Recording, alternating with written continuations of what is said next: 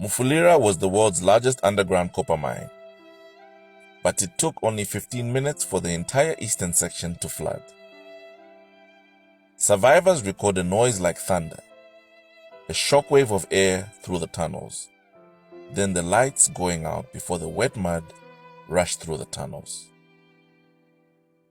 Pictures from the aftermath give an indication of the terrible force of the mud rush that surged through the underground workings. Tailings entered the mine at 2:55 a.m. and the first mine rescue team arrived 20 minutes later.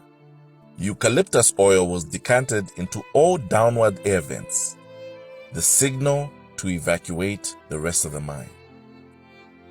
When the scale of the disaster became apparent, rescue teams were mobilized from every other mine. These teams descended into the mine 50 times in the following days to search for survivors, but only 4 people were found alive. It proved impossible to find and remove most of the bodies. Contemporary news footage shows one of the proto-rescue teams coming out of the mine and the enormous size of the sinkhole in the tailings dam. The disaster was avoidable. Tailings, a waste byproduct of metal mining, had been deposited in the dam since 1933.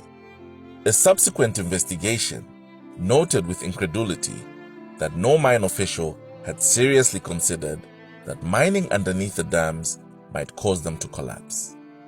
A few years earlier, mine management had ruled out the possibility.